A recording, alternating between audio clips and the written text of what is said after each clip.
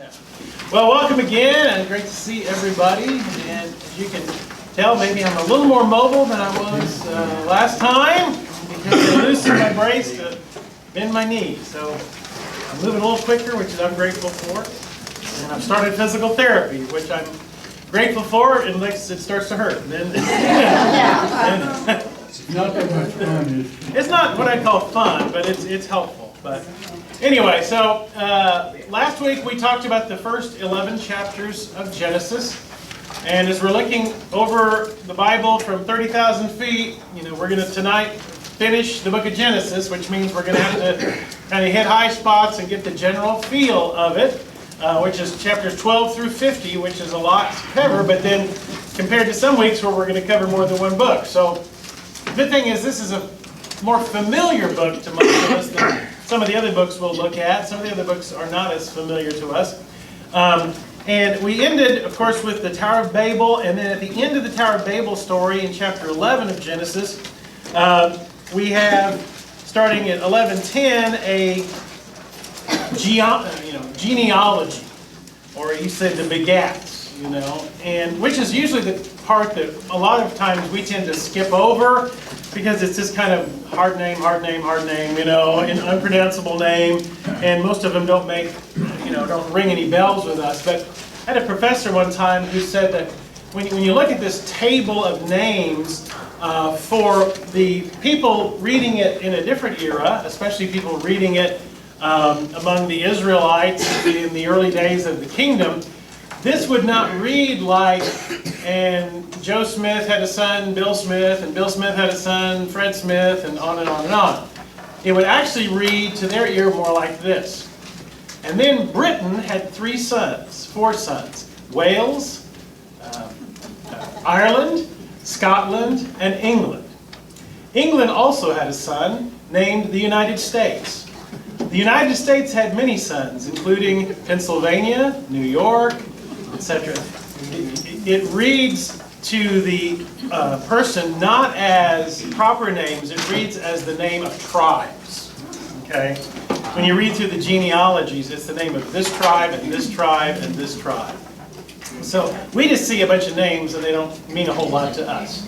But to the early readers, what they would see was, this is the connection between these various countries and tribes, and just like we think of, well, where did this country come from? Well, those people came out of this country, or this people immigrated from this place and settled this place.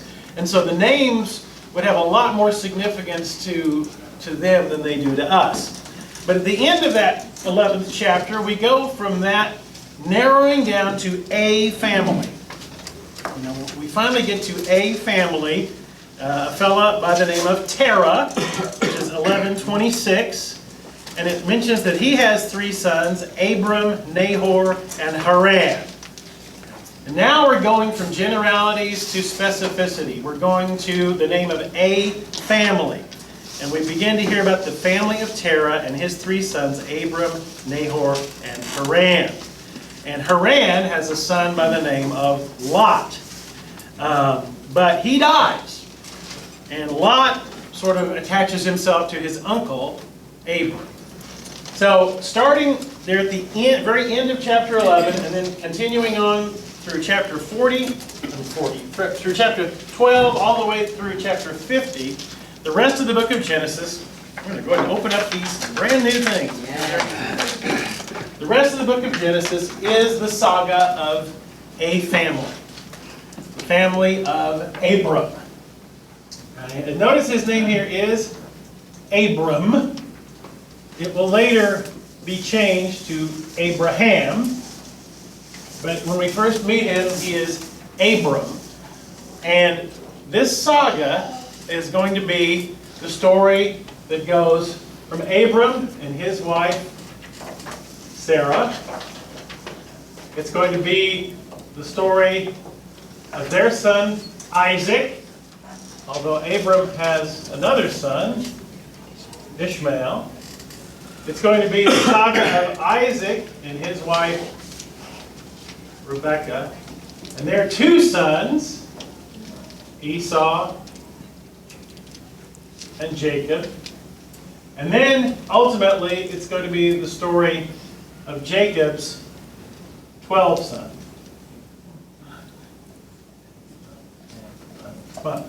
And I'm going to write all those names in. But we'll talk about them later. But this saga of Genesis is the saga of the story of Abram and his son Isaac and his sons Jacob and Esau and Jacob's 12 sons. And by the time we get from Abram to the end of this saga down in chapter 50, we're going to have about 70 people in this family. And then next week we'll turn the page and 400 years will have passed, and those 70 will be several tens of thousands. But this is the saga of the family of Abraham, or Abram. When I was, I don't know where this ever came from, but way back when I first was doing Bible school at 2 or 3 churches back, somehow I always got roped into leading a song called Father Abraham. You know that song? Yeah. Father Abraham had many sons, and many sons had Father Abraham, and I am one of them, and so are you. So let's all praise the Lord. Right arm, and then it's like the hokey pokey. Right arm, right leg, left leg, all this. It's a motion song. But I think the first time I heard that song, I didn't understand. Well, when it says Father Abraham had many sons, and many sons had Father Abraham. Of course, we should say children because it's rather chauvinistic. It says, "And I am one of them, and so are you." Think about that lyric. Father Abraham had many sons, children, and I am one of them, and so are you. That takes us to the threads that go through the Bible. We're going to see the family of Abraham becomes what we know of as the children of Israel, the Jewish people. But when we get to the New Testament, Paul is going to say, as followers of Jesus, we have been grafted into the family of Abraham. So that's why that line in that children's song about the children of Abraham, if you remember, Jesus at one point talks about they're challenging him and they're saying, you're not even 40 years old. Who do you think you are? We're the children of Abraham. And Jesus said, well, God could turn these rocks into children of Abraham. He goes on to say, that's not the bloodline is not the crucial thing. What's crucial is the faith. What's crucial is the connection to God. But we are, as Christians, part of the family of Abraham. And we use this word, the Abrahamic faiths.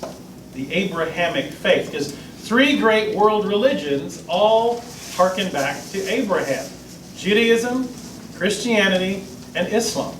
All 3 of those religions, Judaism, Christianity, and Islam, all count Abraham as a patriarch, as part of their faith. And I'll talk about, when we get to Ishmael, I'll talk about that, how the Muslims view Abraham. But the 3 great monotheistic faiths of the world, Christianity, Judaism, Islam, all share Abraham. So let's talk about him when he is still Abram, which is chapter 12. And it says that they are living in a place, actually I have to go to the last verse of the previous chapter, chapter 11. They are in a place called Ur. And if you look on your little map that I passed out, the story starts in Ur. And Ur is basically, well, and you may have to think about putting a modern map on top of this ancient map. Where would Ur be today, geographically? It'd be in Iraq. Yeah, right. The story starts in Iraq, in Babylonia. So Abram is living in Ur of the Chaldees, which we would call Iraq, along with his father and his nephew and his wife, etc. And we immediately, without much information about Abram, we're told in chapter 12 that Yahweh, the Lord, and this is one of those things I'll probably remind us of often. When your Bible is going along and it says, the Lord said, blah, blah, blah, blah, blah. Okay? Lowercase letter, all caps.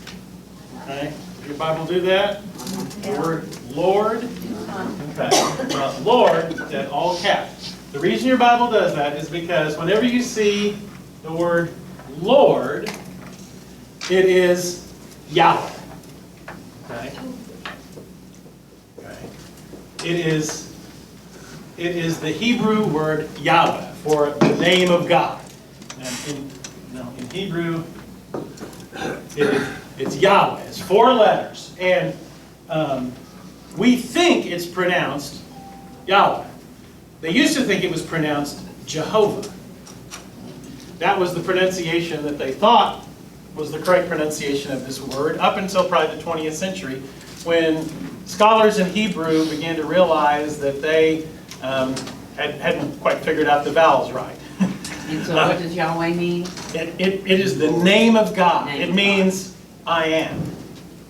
Okay? It means I am. But it is the name of God. So anytime you see the Lord, it is then Yahweh said to Abram, or Yahweh said this. And this is not the only name of God in the Bible. But whenever you see the Lord, all caps like that, it is the English way of representing the Hebrew name of God, Yahweh. Which if harkens, we're going to see next week, Yahweh appears to Moses, and Moses says, what's your name? And he says, I am that I am. And Yahweh is basically a Hebrew word that incorporates the verb to be. His name is I am, Yahweh. And so, as I say, but Jehovah is actually not the right way to pronounce the word. So anyway, so the Lord, Yahweh, the reason I bring that up is because sometimes it seems confusing. Well, it'll say, Pharaoh will say, well, who is the Lord? I don't know any Lord. And we're like, well, that sounds weird. What Pharaoh is saying, he's saying, who's Yahweh? I don't know any Yahweh. He's using the name of the Hebrew God, which we translate or put into English as Lord. So Yahweh, the Lord, says to Abram, leave your country, leave your people, leave your father's household, and go to the land I'll show you. Doesn't tell him where it is. It says go. And I'll show you, I'll tell you when to stop, basically. And then there is a promise. I'll make you into a great nation. I'll bless you. I'll make your name great. You'll be a blessing. I'll bless those who bless you. Whoever curses you, I'll curse. And all people on earth will be blessed through you. Which is a big promise. The entire planet is going to be blessed somehow through Abram and his descendants. So we would say one particular descendant. Jesus of Nazareth would be the one who blesses the world the most of Abram's descendants. And so without any conversation, Abram says, okay, he left. The Lord said go, he goes. And he's 75 years old. Which you think he's already, he's been on Social Security already for a while at that point. And he takes his wife, Sarai, and Sarai, by the way, the name Abram means exalted father. The name Sarai means princess.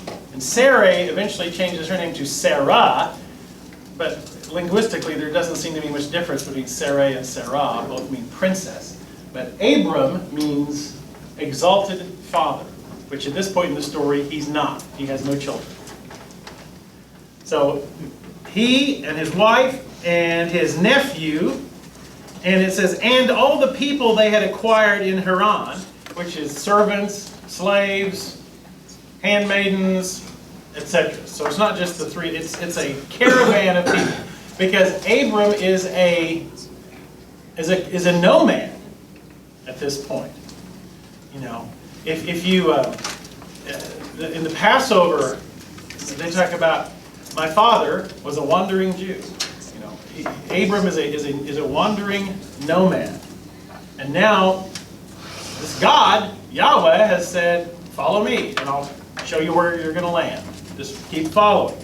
So In this map, if you know, the yellow is Abram's journey here.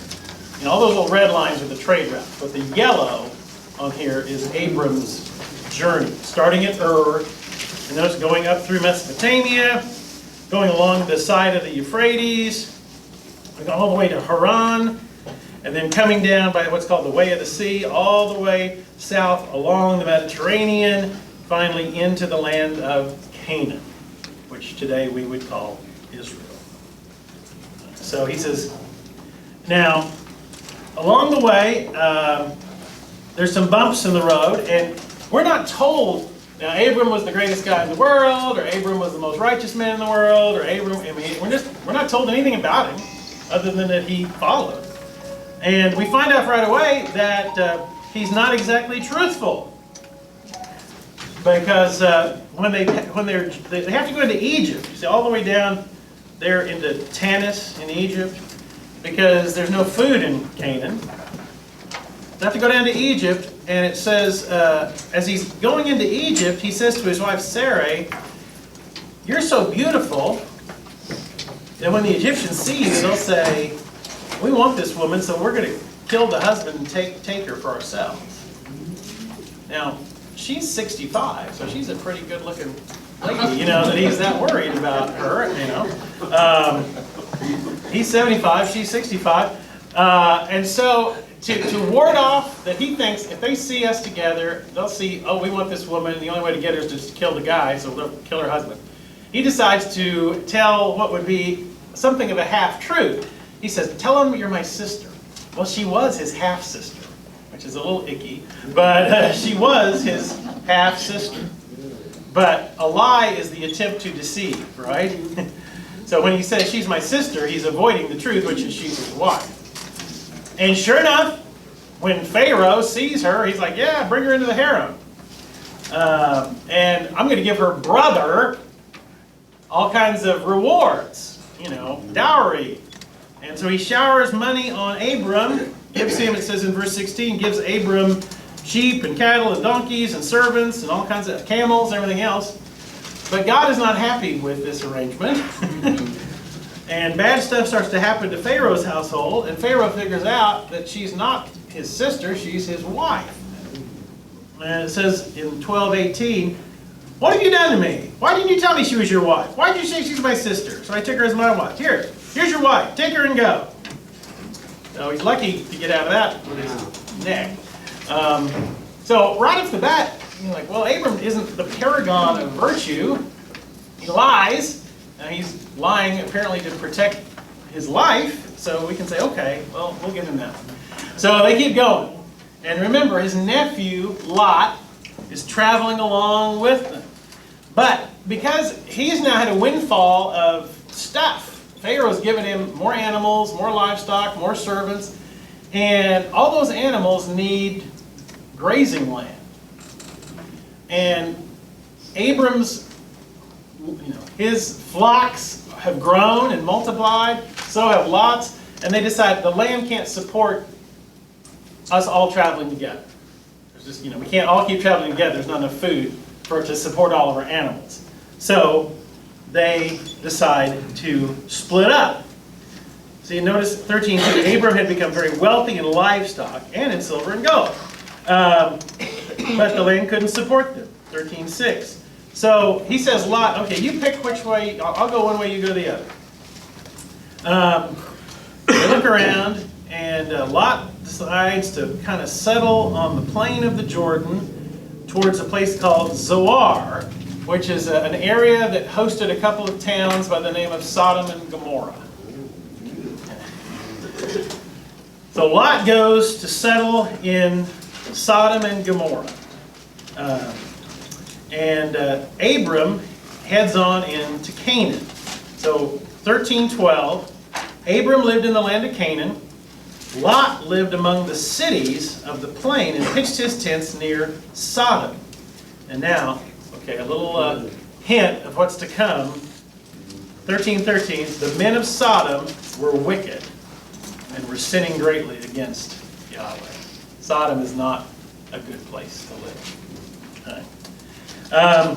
But they part, and Yahweh, the Lord says to Abram, look at all this land, look north, south, east, and west. This is all going to be yours. And your offspring are going to be countless, like the dust. You won't be able to count your offspring. He says, verse 17, 13, 17, go walk the length and breadth of the land. I'm giving it to you. So he says to Abram, this land is your land. This land is my land. And, of course, this has been a bone of fighting in that part of the world from that day until this day. Because the people of Israel say, this is our land. Oh, Sodom, Palestine? Canaan, Palestine, Israel, modern day Israel, yeah. The God is true. Yeah, I mean, God gave us this land. God gave this to our forefather Abraham. This land is our land. And you say, well, who? Palestine, Israel. You say, well, we were here first. Well, we were here before you. No, we were here first. I mean, how far back do you go? Do you go back here? We're going back 4,000 years. And say, well, who was here first? And who? But with the ultimate, they say, well, God gave it to us. That's like playing the trump card. But of course, the Muslims say, no, Allah gave it to us. And when one side says God gave it to us, and the other side says Allah gave it to us, that doesn't leave a lot of room for compromise when they both believe that this is their God-given land. And both sides believe that with a passion. So, God says to Abraham, this land, north, south, east, west, this is yours. Now, chapter 14 has a little bit of a skirmish where Lot gets kidnapped, and Abram has to get his servants, and they have to rescue him, and that's, not that it's an unimportant story, but it's not one of the major stories, so we're not going to go into that. But we are going to go into one little verse after Abram and his men defeat some other tribal, it says kings, and when we think of kings, we think of these people over vast territories and armies. Often a king is about equivalent today of a mayor. He's the leader of a village. He's the king, who's the king of Broken Arrow. It'd be, a king doesn't mean a big territory. It means probably a settlement. So Abram defeats and rescues his nephew, but then out of the blue, in 1418, Melchizedek, this is 1418, Melchizedek, king of Salem, brought out bread and wine. He was priest of God Most High, all caps. And he blessed Abram, saying, blessed be Abram by God Most High, creator of heaven and earth. Blessed be God Most High, who delivered your enemies into your hand. And Abram gave him a tithe, a tenth of everything. Now, who is this guy? Who's Melchizedek? He's a priest of God. And he brings out bread and wine. And Abram is blessed by him. And we don't see him again. This is his only appearance, other than he's mentioned in a psalm once. This is his only appearance until we get all the way to the New Testament book of Hebrews. I won't go there, but if you're curious, you can go to the book of Hebrews, because in the book of Hebrews, Jesus is compared to Melchizedek.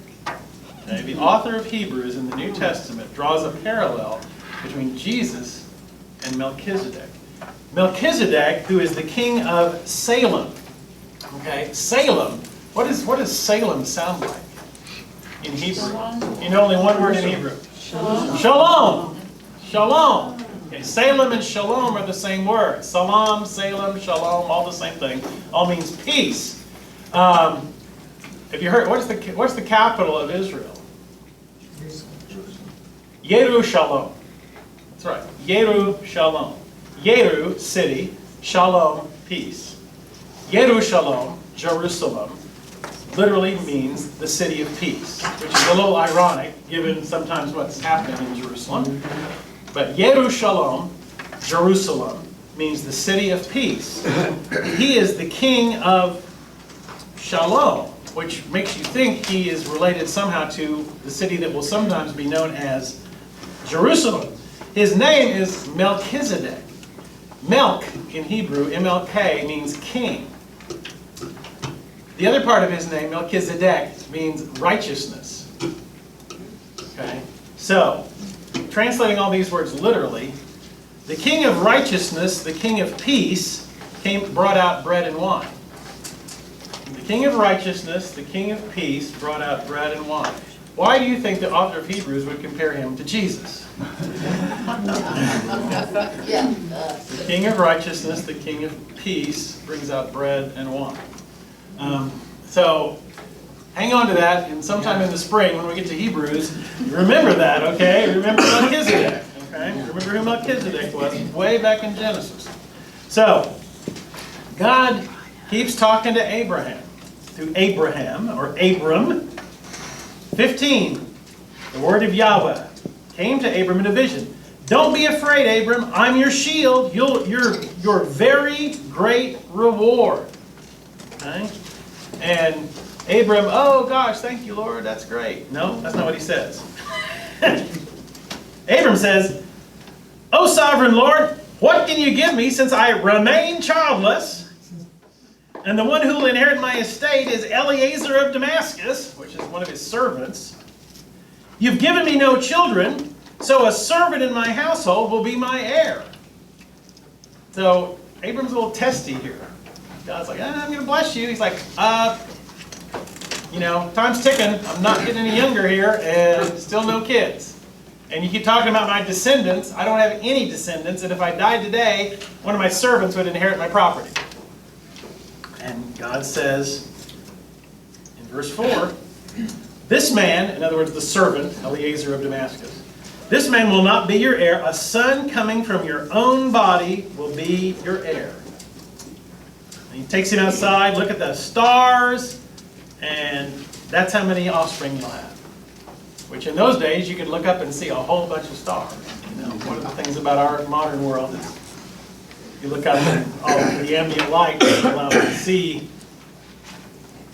the sky full of stars. But in a day before electricity, you could look up and see countless stars. I guess if you go far enough away from the city, you can still do that on a clear night. But anyway, and then here's a key verse after that. Matter of fact, if there's any verse about Abram that is the most key, it's 15:6. Abram believed the Lord, and he credited to him as righteousness. Abram believed the Lord, and he credited to him as righteousness. Who do you think, for whom do you think that verse is in the New Testament is so key? Peter? Paul. Because what does Paul say over and over? He says, we are saved not by works, but by faith. Paul, in his letters, in Romans, in Corinthians, and all those letters, Paul talks about we're saved not by what we have done, but by what Jesus has done. We're saved by faith in Christ. And Paul, this verse becomes a key verse for Paul. That Abram, he says, Abraham wasn't found righteous because he obeyed the Torah. Abram wasn't found righteous because he obeyed the Ten Commandments. Why? They weren't there. They weren't given yet. They weren't given yet. There were no Ten Commandments. There was no Torah. And Paul makes the argument that, he says, you Pharisees believe your righteousness comes from obedience to the Torah. He says, but you call yourself children of Abraham. Abraham's righteousness didn't depend on the Ten Commandments. Abraham's righteousness didn't depend on the Torah. Abraham was considered righteous by God. Why? Because of his faith, because of his belief. He believed God, and God credited to him as righteousness. So that verse becomes very key for Paul. And Abram's still saying, are you sure you're going to give me a son? And God says, yeah, and they go through kind of a ceremony to, again, confirm this promise, this covenant. But, chapter 16, still no babies. And Sarah is getting older. Matter of fact, from her perspective, past childbearing years altogether. But she had an Egyptian maid named Hagar. And she says, this is 16:2. She said to Abram, Yahweh has kept me from having children. Go, sleep with my maidservant, and maybe I can build a family through her. So this is the ancient world's version of surrogacy. Okay, basically. The idea of you sleep, but there's no, in vitro fertilization, She says, you sleep with my maid, and then she'll have a child, and we'll consider that to be our child. So Sarah says, go sleep with my maid, and maybe she'll get pregnant, and then we'll have a son. So Abram says, okay. And He was a mouse. huh? He was a what? A mouse. Well, I don't know. Your wife says, go sleep with my maid. I don't know. Yeah, a lot of men, I don't know what they would do at that moment, but this was one of the customs actually before surrogacy. This is not the only time this happened in the ancient world, the idea. But he's like, all right. He sleeps with the maid. She gets pregnant. But, again, in this story, nobody comes out as perfect or smelling like a rose. It says in 16, middle of verse 4, when Hagar knew she was pregnant, she began to despise her mistress. Then Sarah said to Abram, you're responsible for the wrong I'm suffering. I'm like, well, aren't you? Maybe you kind of told me to do it, but I put my servant in your arms, and now that she knows she's pregnant, she despises me. May the Lord judge between you and me. And then Abram, as you said, maybe not the strongest backbone at that moment. Well, it's in your hands. Do whatever you want. Do whatever you think best. He says to Sarah, well, okay, do whatever you want. And she starts mistreating Hagar, and Hagar runs away. Then we're told an angel encounters Hagar and says, no, go back. And he says, your descendants are going to be mighty as well. And then there's this prophecy about the descendants of Hagar, of this child. You are now with child, and you'll have a son, and you shall name him Ishmael. Ishmael, which means God has heard, or God hears, is what Ishmael means. The Lord has heard of your misery. He will be, you want to hear this as a mom? He'll be a wild donkey of a man. His hand will be against everyone, and everyone's hand will be against him, and he will live in hostility towards all of his brothers. Okay, well, maybe not what you want to hear about your precious little newborn, but that's the prophecy about Ishmael. But she's grateful. She goes back to Abram and Sarah. She has the son. They give him the name Ishmael. By this time, Abram is 86 years old. But he's going to live to 200? He's going to live like past 100, into the mid-hundreds. Yeah, he's going to live to be... And, we say, how accurate are some of these ages? Maybe not as accurate as we might. They may not be quite literally as accurate as we think. But then we have an important and yet weird thing happen in chapter 17. Because now he's 99, okay? We go from the end of chapter 16 when he's 86, now in chapter 17 he's 99. And God appears to him again and says, I am God Almighty. I am El Shaddai in Hebrew. I am El Shaddai, God Almighty. See, there's different names for God in the Bible. This is one of them. I am El Shaddai. And I'm going to confirm my covenant between me and you. And he says, I'm going to change your name from Abram to Abraham, from exalted father to father of a multitude. Abraham means father of a multitude. Now change your name from Abram to Abraham and make you the father of many nations. And this whole, and all of Canaan's going to be your land, and I'm going to give you this as an everlasting possession. Again, think of modern Israel. I'm giving it to you as an everlasting possession. And this is how we're going to seal the covenant. Which, first time you read this, especially as a teenage boy, I mean, if you read it, this is how we're going to seal the deal. You and every male descendant of yours, we're going to cut off the foreskin of the penis. We're going to circumcise. But you think this is a bizarre way, at least from our Western way of thinking, this is a weird way to seal the deal. But he says this is going to be the sign in your flesh. This is going to be the sign of the covenant between you and me. Every male born into your household, from now, forever and ever, will be circumcised. And it says, 17:10, this is my covenant with you and your descendants after you. The covenant you're to keep. Every male among you will be circumcised.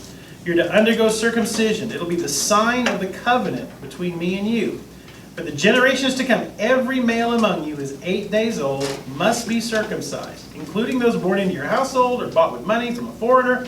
Those who are not your offspring, whether born in your household or bought with your money, they must be circumcised. My covenant in your flesh is to be an everlasting covenant. Any uncircumcised male who has not been circumcised in the flesh will be cut off from his people. He has broken my covenant. So, this is something all through the Old Testament when they often are referring to the other nations. They'll go, are we going to let these uncircumcised people, get in our way? And when David's about to fight Goliath, he's like, are we going to let this uncircumcised guy beat us? The pejorative term, the insult of Israel to foreign people is, these are the uncircumcised. We, as people of the covenant, we're circumcised. All these other people are uncircumcised. And that's when he also says, Sarah, you're going to be Sarah, which means, according to my reading, there's not much difference in the two names. And you're going to be the parents of all kinds of folks, big nation. And it says, Abram, at this point,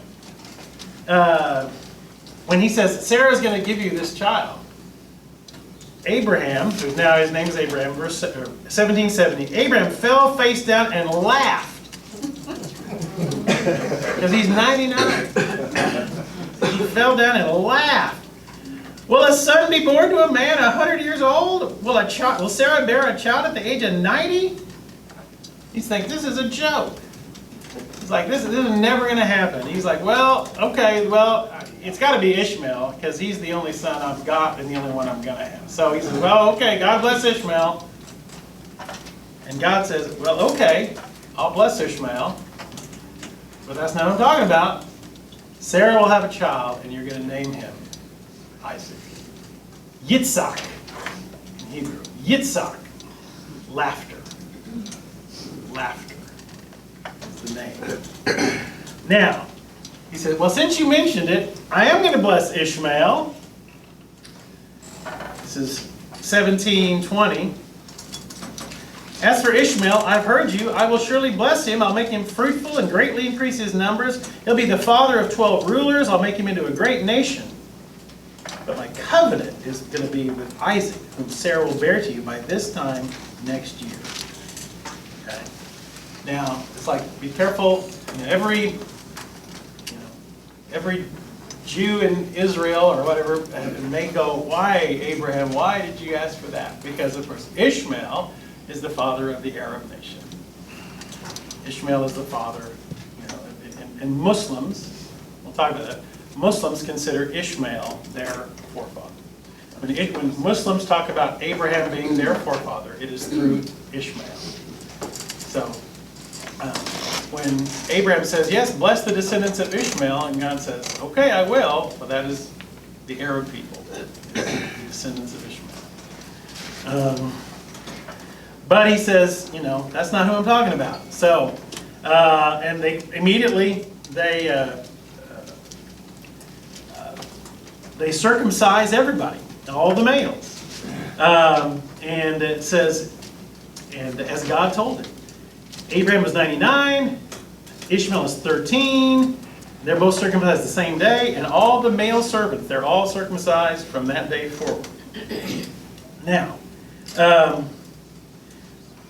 we have visitors coming, and these are angelic visitors. And again, they reaffirm this promise that Sarah's going to have a child. And again, he's still doubting that, and Sarah's still doubting it. And she laughs, and she lies about laughing, but sure enough, she does become pregnant. Now, these visitors are not only there to reaffirm the promise that Sarah will have a child, they also are there to say, verse 18:17, shall I hide from Abraham what I'm about to do? Abraham will surely become a great and powerful nation, and all nations on earth will be blessed through him. I've chosen him, and he will direct his children, his household, and, But then he says also, though, where Lot is living, where the nephew is living, the outcry against Sodom and Gomorrah is so great, and their sin is so grievous, I'm going to go down there and see if it's as bad as it seems. And the Lord says to Abraham, that town where your nephew is living, it is so wicked and so vile, I'm going to wipe it off the map. And here's where Abraham boldly says, verse 23, 18:23. Abraham approached him and said, well, are you going to sweep away the righteous with the wicked? What if there's 50 righteous people in the city? Are you going to sweep them away and not spare the place for the sake of 50 righteous people? No, you wouldn't do that. Kill the righteous along with the wicked. And he says this verse that's often quoted, will not the judge of all the earth do right? And God says, oh yeah, you're right. If there's 50 righteous people, I'll spare them. And then Abram says, well, but what about 40? What if it's just 40? Or 45? Okay, 45. What about 40? Okay.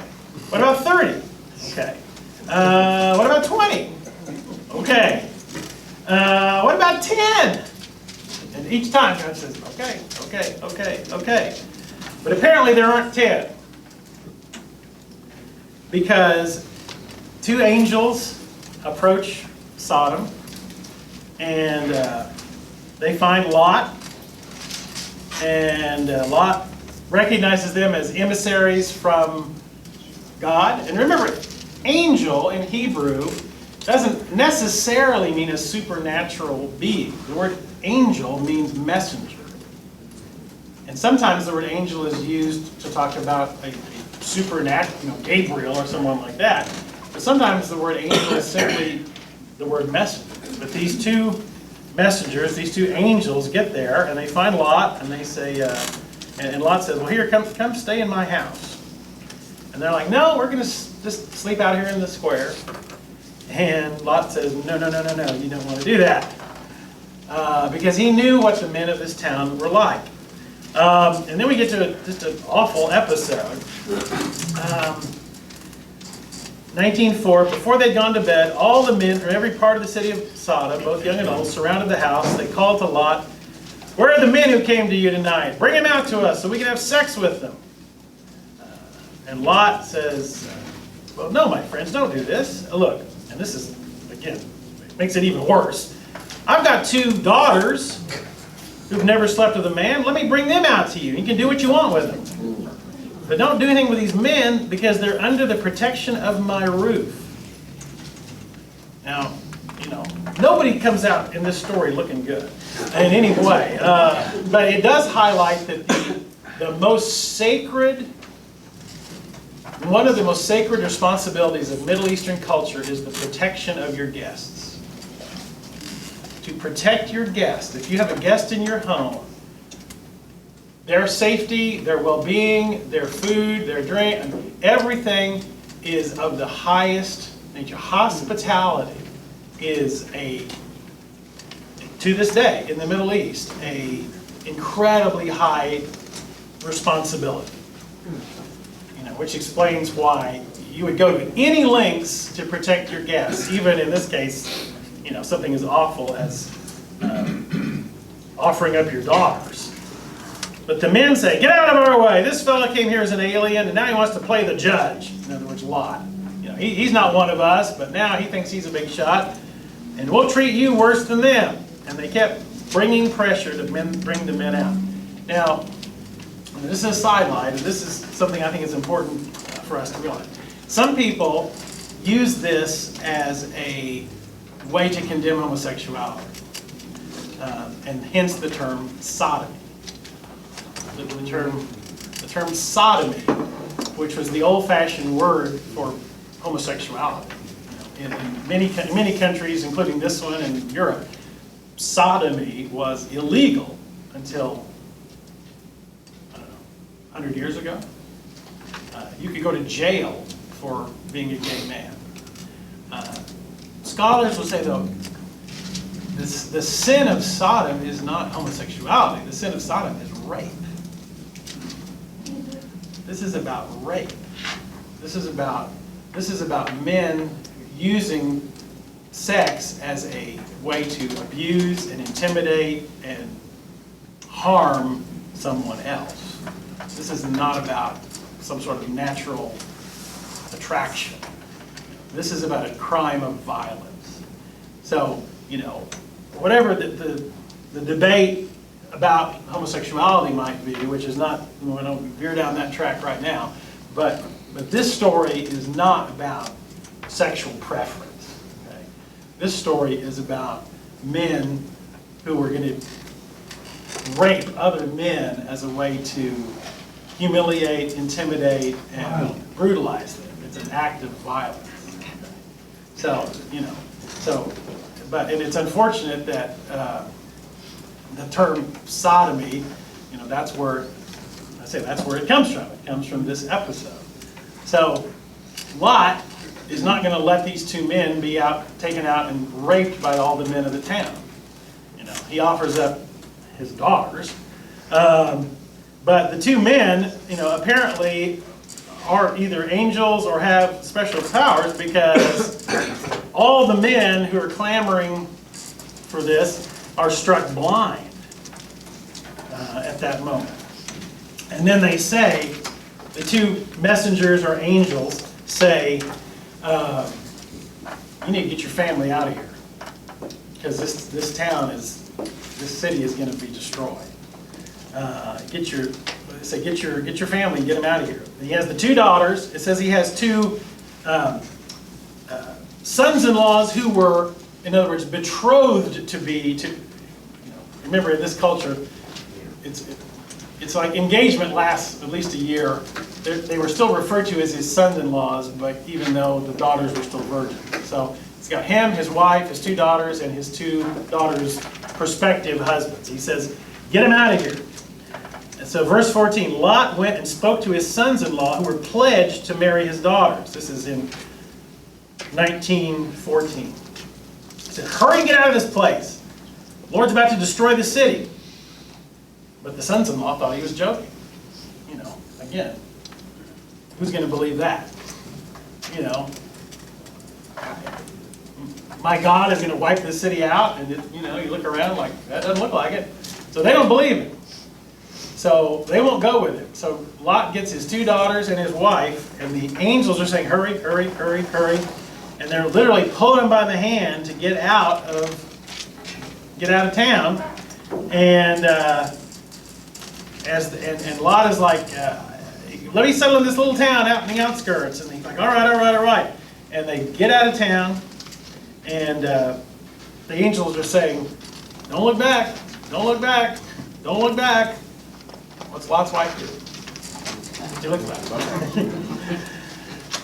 And it says she became a pillar of salt, which is kind of, it's a weird thing too. What happened there? Well, has anyone here been to Pompeii? In Italy? I've seen it on video. When Janine and I went to Italy a couple, 3 years ago, we visited Pompeii. And do you know what happened in Pompeii? A volcano exploded and covered the city in 20 feet of ash. 20 feet of volcanic ash covered Pompeii. And it preserved, they found, people encased in volcanic ash, things like that. And some people thought, was there something like that happened? We don't know. But a lot of this gets to the place of, well, whatever happens to Lot and his family? Because his wife is now dead. It's Lot and his 2 daughters. And again, this is one of those rather unsavory parts of the Bible that I've not preached on this passage because anytime there's children, there's some passages you just don't want to tackle if you have children. Lot and his daughters go find a cave. This is in chapter 19. They go find a cave, and the daughters say, we're never going to have kids. No man will want us now. But they just said the only way to have kids is to get their father drunk and sleep with their father, which is what they do. In the succeeding evenings, they get their father drunk and sleep with him and get pregnant by their father. So there's incest. But all of that, you say, well, why do you have this horrible story? All of that to get to, what are the names of the 2 children born of these 2 women? Moab and Ami. Why are those names significant? The Moabites and the Ammonites, who are enemies of Israel. You say, well, when is this written? Well, there's a clue on this. Verse 38, both of Lot's daughters became pregnant. The older daughter had a son. She named him Moab. He's the father of the Moabites of today. The younger daughter had a son. She named him Ben-Ami. He's the father of the Ammonites of today. So the author is hundreds and hundreds and hundreds of years after the fact writing this story, when the Israelites were in conflict with the Moabites and the Ammonites. And, some would say, well, we hate the Moabites, we hate the Ammonites as Israelites. And it's like, well, you know where they come from, don't you? Their whole tribe is the product of incest. This is a way to heap scorn on their enemies, this story. The story of the genesis of where these tribes came from. Our enemies came and were born out of incest. Now, they're our distant cousins, but this is their shame. So, anyway, we got to move. So Isaac is born, finally, just like his promise. He's given the name, Laughter. Once he's born and gets to be a little kid, he and Ishmael are not getting along. They finally send Ishmael and Hagar away. She takes Ishmael down to Egypt to find a wife among her people, the Egyptian people. Again, and this becomes then the Arab people. Now, chapter 22 is frankly one of my least favorite chapters in all the Bible.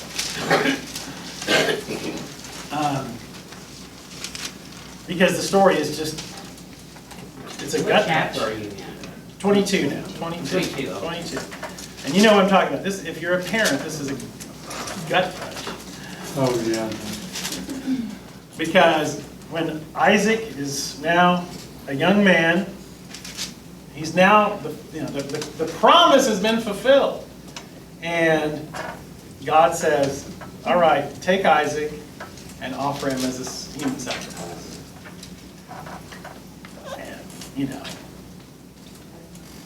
And, the thing that's kind of odd about the story is we don't have, how Abraham argues with God about Sodom? Well, what if there's 50 people? What if there's 40 people? What if there's 30 people? All that. There's no argument here. There's no Abraham doesn't, at least, the author, there's no argument with God. It's like God says, go do it, and Abram saddles up the donkey. And off they head to the mountaintop. And, Isaac's like, well, where are we going to get the sacrifice for the sacrifice? And, Abram's like, well, God will provide it. And they get all the way to the top.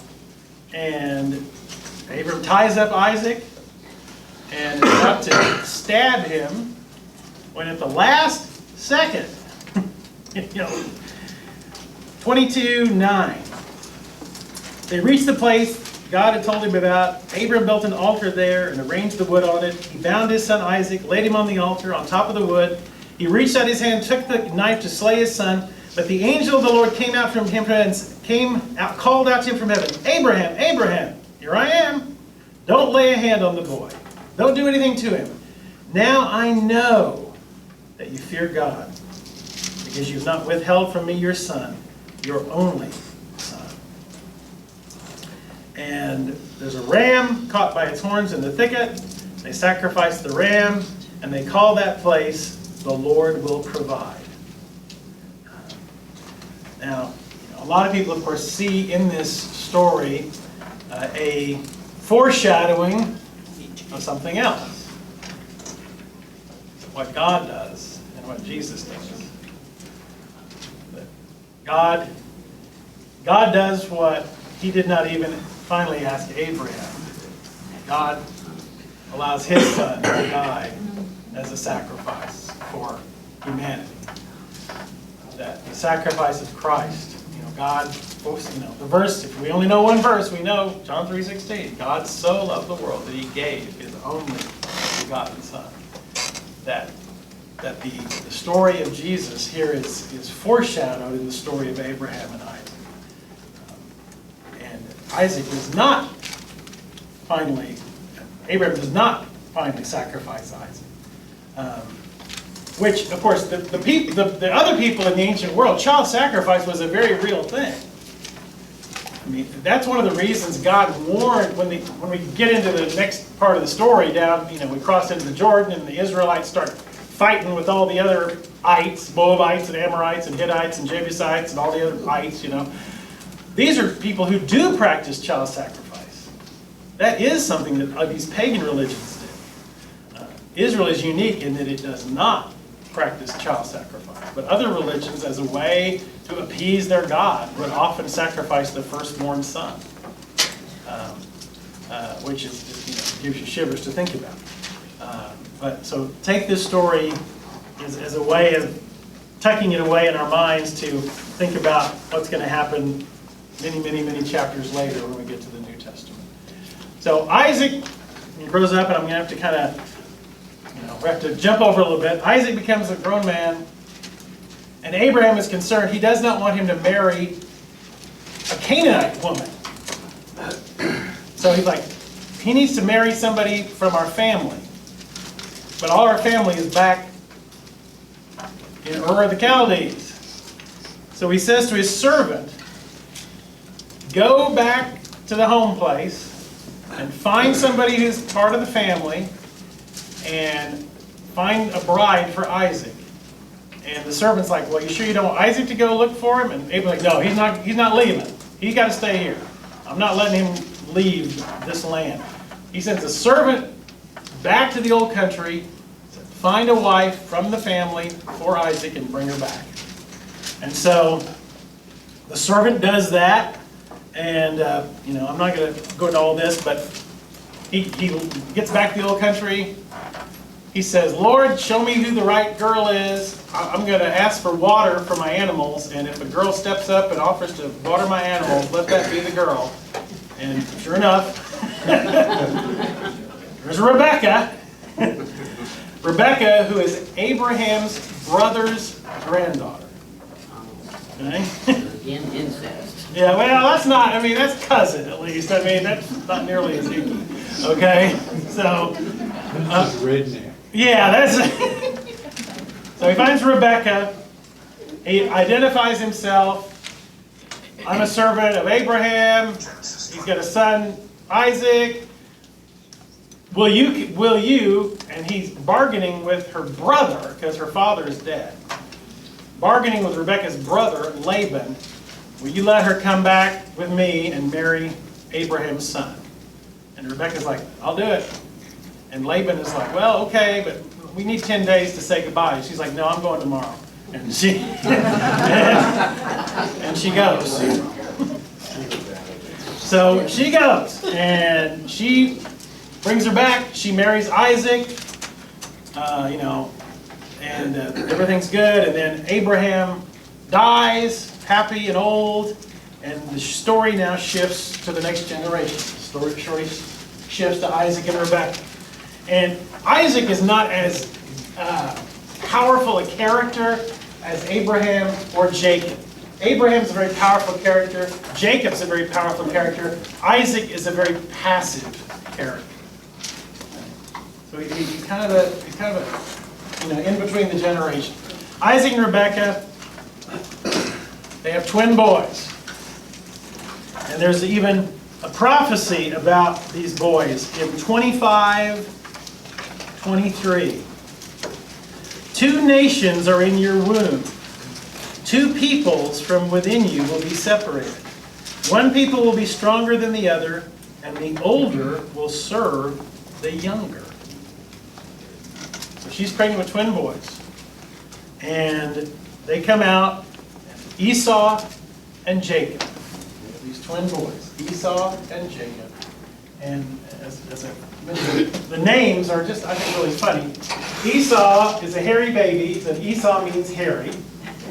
So Esau is named Hairy. Jacob, it says, was grabbing onto his brother's foot. So he's named Grabber. So the 2 boys, Hairy and Grabber. And they grow up, and Esau is an outdoorsman, loves to hunt, loves to do all the stuff outdoors. Jacob is what they call a man of the tents. He's a great indoorsman. But he's wily. He's clever. He's shady. And the 2 stories, of course, that we kind of know about are, they grow up. He's an outdoorsman. He's a contemplative man.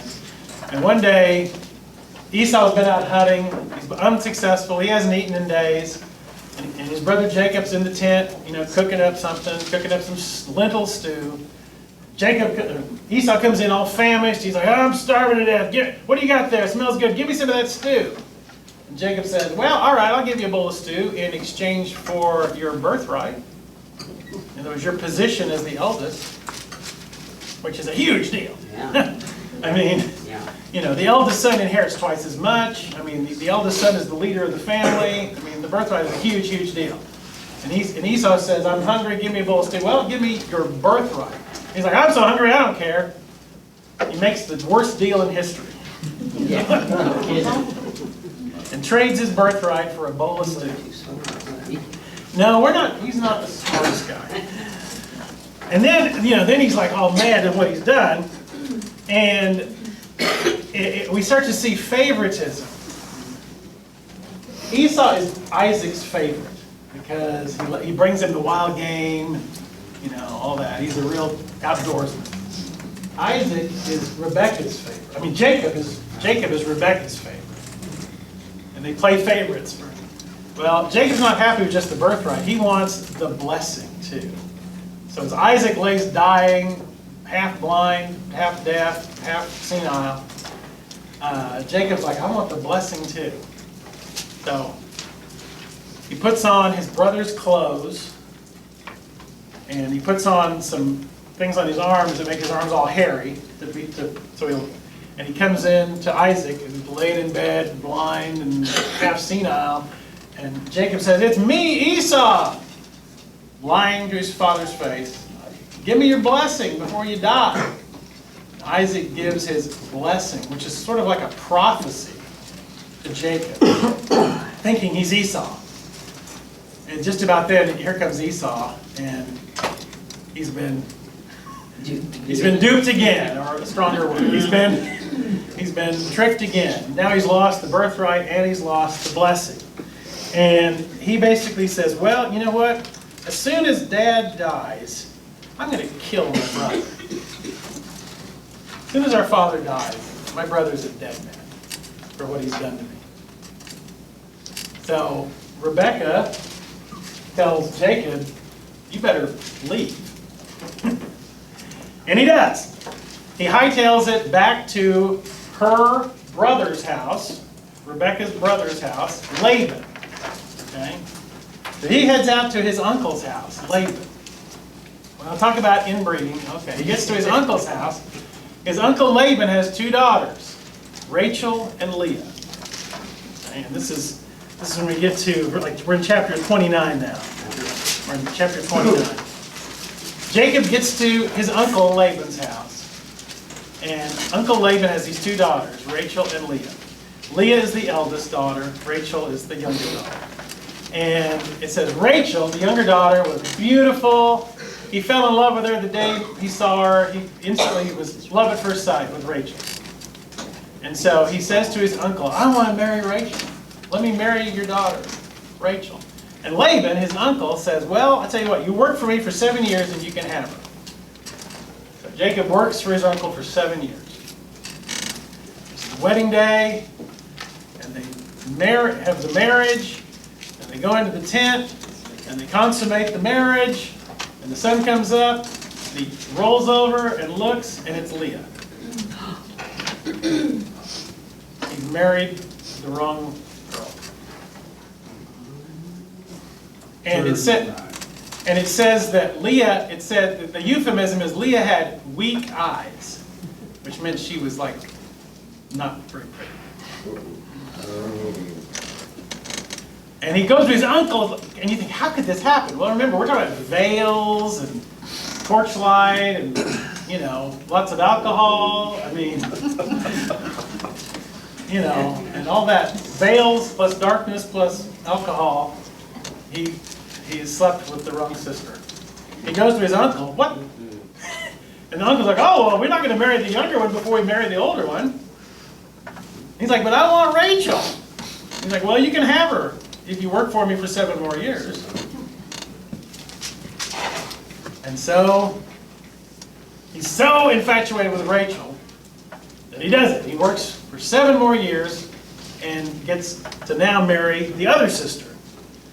So, now he's married to 2 sisters. One of whom he loves and one of whom he doesn't. So this is not a recipe for a happy home life. But, you know, it is his obligation to sleep with both of them.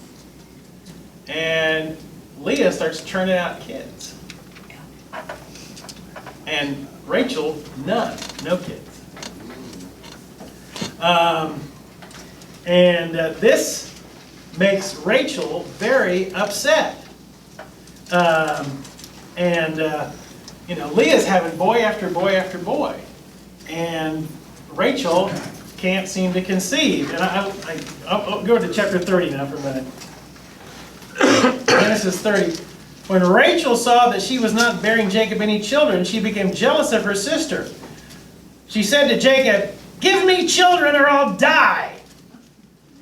Jacob became angry with her and said, am I in the place of God who's kept you from having children? You know, I mean, I'm doing my part, he's like saying. I know. And she says, well, I've got a maid. Where's this out of trick again? I've got a maid. Sleep with my maid, and her kids will count as my kids. Okay, so he starts doing that. And the maid starts having children. Well, then Leah says, well, wait a minute, 2 can play at that game.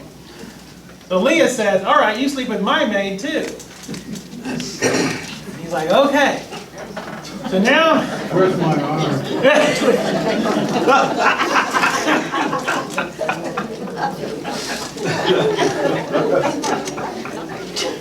So now he's sleeping with 4 women, 2 wives and 2 maids.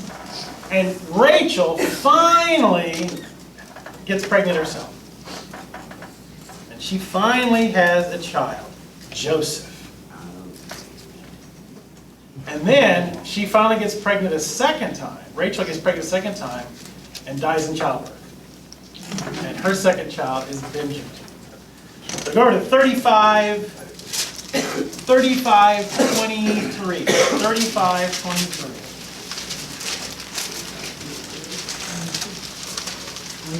35:23. Here's the list of the sons, okay? 35:23. Jacob had 12 sons. The sons of Leah. This is Leah, the unloved wife, the quote-unquote ugly sister, okay? The one he was swindled into marrying. Reuben, Simeon, Levi, Judah, Issachar, and Zebulun. 6 sons from Leah, including, notice, Levi, which is the priestly tribe, and Judah, which is the tribe of who? Israel. Well, David and Jesus. David is from the tribe of Judah, as is Jesus. And we Were call... they ugly too? Huh? Well, David, we're told David was a fair-haired boy. And, you know, Jesus, well, we got lots of paintings of him, right? So, all right. So 6 of the 12 sons are from Leah. Rachel has the 2 sons, Joseph and Benjamin. And then Rachel's servant Bilhah, Dan and Naphtali. And Leah's servant Zilpah, Gad and Asher. These are the sons of Jacob who were born to him in Padan Aram. Okay? So we have these 12 sons of Jacob from 4 different women. Now, eventually, I kind of skipped over the fact Jacob is a shifty character, and he deals badly with his brother, with his father. And then he kind of gets his own medicine with his uncle, who kind of gets kind of plays him. And then he finally is tired of working for his uncle. So he takes his kids and leaves in the middle of the night. And then he gets word, oh, your brother Esau's coming to meet you with all these armed men. His brother's been waiting 20 years for revenge.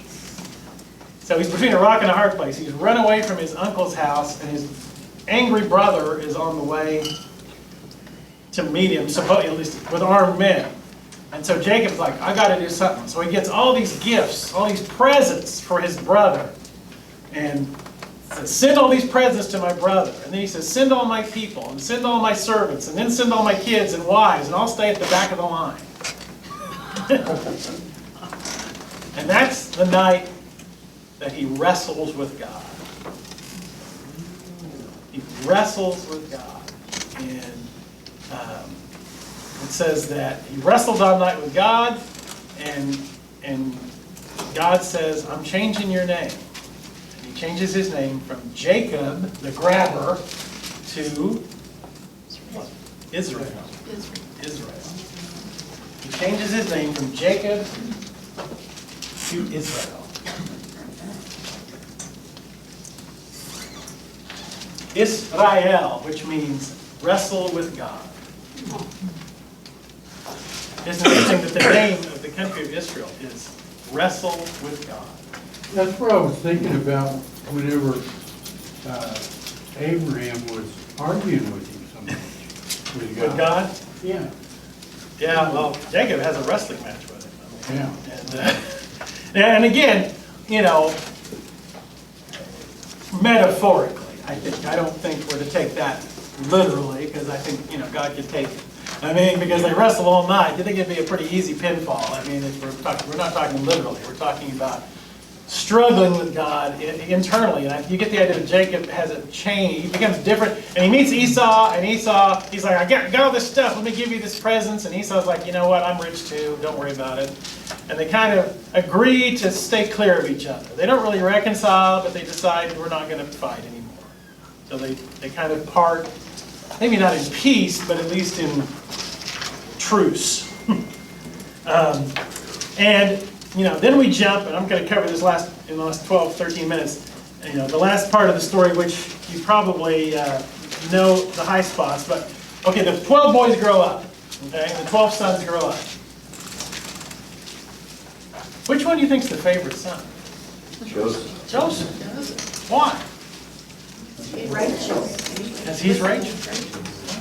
He's Rachel. He's the son of his, and then there's the baby, the little kid, Benjamin, who's literally still a kid.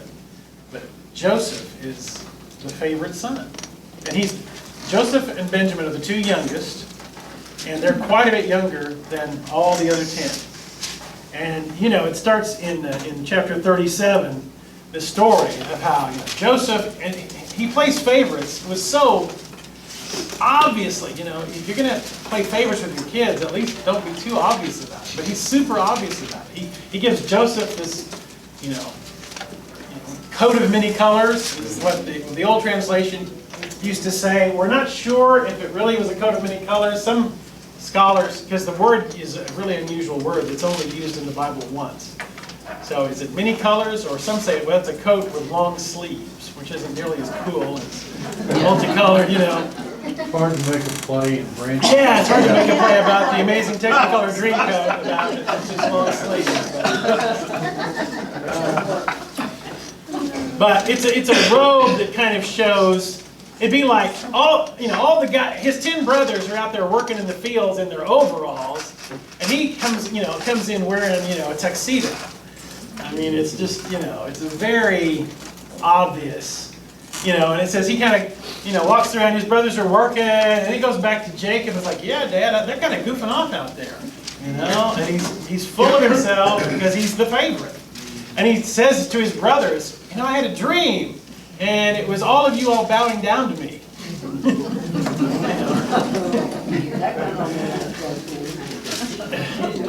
And, his older brothers do not, wow, what a cool dream. They all say, we got to get rid of this kid. And so they plot to get rid of him. And they decide, first they decide to kill him. And then they say, well, no, let's not kill him. Let's just sell him into slavery, So they sell him into slavery. There's some traders passing through on their way to Egypt. And they sell Joseph into slavery. And they take the coat, and they rip it up, and they get a wild animal, and they kill the wild animal, and they cover the coat with blood, and they bring the coat to their father and go, we found this coat out there, all covered with blood. And of course, it's like, oh, my son has been killed by a wild animal. And they keep this secret, that they've sold Joseph into slavery. And Jacob, a.k.a. Israel, mourns for his favorite son, who he believes to be dead, lost to a wild animal. Well, of course, we know, if you've seen the musical, or Joseph gets to Egypt and gets a job as kind of a butler for a high military official. Pretty good job, and he's so good at it that the general, the captain there, gives Joseph kind of charge over his whole household. His name's Potiphar. Potiphar's wife sees Joseph as this young, handsome, young stud. And Potiphar's wife, who we assume is a cougar, is she keeps trying to get Joseph to go to bed with her while the husband is away at work. And Joseph, no, that would not be right. One day she grabs him and tries to pull him into bed with her, and he runs away, and then she cries rape, and says to her husband, this slave tried to rape me. And, I don't know if Potiphar really believed his wife or not, but anyway, Joseph's thrown into jail. And he sits in jail for a few years. And while he's there, a couple of Pharaoh's other servants are down there, and they start having these dreams. And they're like, I don't understand this dream. And Joseph said, well, I'm pretty good at dreams. And one of them says, well, I had this dream that, I was pouring wine. And Joseph says, well, that means you're gonna be back serving wine to the Pharaoh. You're gonna be back out of jail and in your old job. Well, okay, that's great. That's a butler. And the baker was down there in jail too. He said, I had a dream too about I had this basket full of bread, and the birds were eating the bread. And Joseph says, oh, well, that means that you're going to be executed and the birds are going to eat your flesh. And both of those things come true. The butler goes back to work for the Pharaoh and the baker gets executed. So the butler's back working for Pharaoh, and the Pharaoh starts having dreams that he can't interpret. And all of his wise men and all of his, seers and soothsayers can't figure out what the dreams mean. And all of a sudden the butler's like, I met this guy in jail who was really good at dreams. And, well, let's bring him out. So they go down to the dungeon and they pull out Joseph, clean him up, and bring him to Pharaoh. And Pharaoh says, I hear you're good at interpreting dreams. None of my guys can interpret my dream. Joseph says, well, I'll try. And Pharaoh has this dream. He says, I have a dream, and there were these 7 really fat cows, and then 7 really ugly skinny cows came along and they ate the fat cows. And I don't know what it means. And Joseph says, well, here's what it means. It says, you're going to have 7 years of bounty, 7 years of crops and animals, 7 years of great harvest, and then there's going to be 7 years of famine. That's what's going to happen. And then Joseph says, what you need is somebody to have a program to store up grain during the good years so you'll have food for the bad years. You need a really sharp young guy to administer that. And Pharaoh's like, what about you? Oh, me? I never would have thought of that. And Joseph becomes in charge of this program to store up grain for the good years and then distribute it during the famine. Well, the famine hits, and it not only hits Egypt, it hits the whole Middle East, including Jacob and the boys. And in the story, they're so desperate, they go, well, we hear there's food in Egypt. He sends the 10 older sons to Egypt, go buy some food. We're starving. They're ushered into the presence of the guy in charge of the food, which is their brother. But Joseph's all made up like an Egyptian. He's wearing Egyptian clothes, he's speaking Egyptian, he's wearing the Egyptian eye makeup. They don't recognize it, but he recognizes them. And he plays some mind games with them, basically. He gives them the food, but then he puts the money back in the sacks that they gave him, and then he chases them down and says, you stole the money. And he puts one of the guys in prison, and they're like, no, it's a big mistake. And he's like, now you said you had a little brother, right? And they're like, yeah. He said, well, bring me the little brother, then I'll let your other brother go. And they go back home to Jacob, and they said, this guy put our brother in jail, he wants us to bring Benjamin, he won't sell us any more food until we do. And Jacob's like, no, you cannot take Benjamin. He's all I have left of Rachel. But then they start starving again. They finally say, well, we're all going to starve anyway. So they take Benjamin back to Egypt. And at this point, Jacob is just afraid he's going to lose everybody. But when Joseph sees his little brother, his full brother, Benjamin, he breaks down and reveals himself. It's me, Joseph. And they're all just, gobsmacked at that point. I mean, they're all just, And here's where, the story, the verse is he says, they say,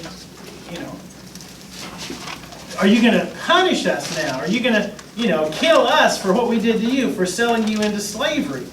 And Joseph says, what you meant for evil, God used for good. Your intentions were bad when you sold me into slavery. But what happened was God used it to put me in a place where I could save thousands of people from starvation, including you.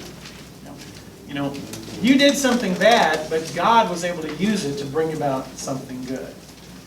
And, Genesis ends with the reconciliation, and they go back and they find Jacob, and they're like, he's alive, he's alive, he's alive, and Jacob doesn't believe him at first, but they bring them together, and Jacob is like, I can die happy now, I've seen my son,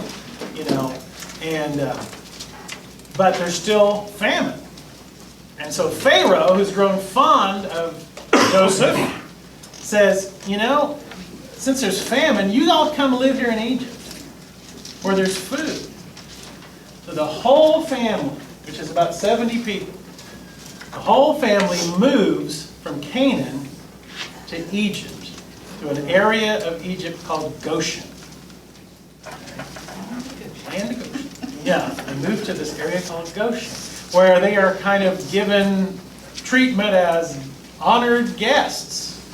And that's where the book of Genesis ends, with the family of Israel, Jacob, aka Israel, and all the children and grandchildren, and wives and everything else. They all move to Egypt to avoid the famine. They all settle into Egypt.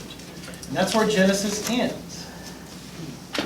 And then you say, we turn the page next week, and 400 years have passed, and they are no longer honored guests. They are slaves. The children of Israel go from being guests in Egypt to the workforce, slaves. And that's where Exodus opens up, with them in bondage and in slavery. And I say sometimes it's deceptive. You turn one page of the Bible and it's 400 years later. And there's thousands of Jews, or thousands of Israelites now. But this story, from Abram up through the children of Israel, the 12 sons, is the story of a saga of generations. And it's how, we begin to see how is the family, God says to Abram, your descendants will be a blessing and you're going to change the world. And, we're going to see in the Old Testament part of that come to fulfillment, but we won't really, at least from my perspective, we don't really see it come to fulfillment until a son of Abraham, a descendant of Abraham, Jesus, truly reaches the whole world. I mean, it is only in Jesus that the promise literally covers the planet. The Christianity touches every continent, and we'll see how this family story, because the rest of the Old Testament is still the story of this family that becomes a tribe, that becomes a country. It becomes two countries that fight with each other. I mean, there's all the trials and tribulations, all the kings and prophets and everything else, but it's all the family of Abraham. By the way, just a sidelight, I mentioned, and this, 1 minute extra here, I mentioned Islam looks to Abraham as their forefather too, because the Quran tells some of these same stories, but not the same story. Because in the Quran there is the story of Abraham. And in the Quran, Abraham is told by God to sacrifice his son Ishmael. In the Quran, it is Ishmael that is taken and almost sacrificed. In the Quran, it is Ishmael who is the child of promise. In the Quran, it is Ishmael that God favors. In the Quran, Ishmael is the father of the chosen people, which is the Arab people. So, when we have Ishmael over here, Ishmael plays a role in the Quran. And some of the stories in the Quran are like, well, wait a minute, I know this story, but this isn't quite right. And it's because the Quran tells it from a different perspective, where the promise of God and God's people are not the Israeli people. God's people are the Arab people. And as I say, then that become 4,000 years later, and they're still arguing over, well, who are God's people? Who does this land really belong to? Who did God promise this land to? which son of Abraham is really the chosen son? And of course, the Quran was written, you know, in the 8th century AD. I mean, so quite a bit after the Hebrew Scriptures had been around for quite a few centuries. Well, anyway, it helps us to understand that the ultimate trump card in an argument, even among nations, is, well, this is God's promise to us. No, it's God's promise to us. And all right, well, next week, Exodus. So, and I'll try to bring the other half of that sheet for those of you who don't have it. Let's pray.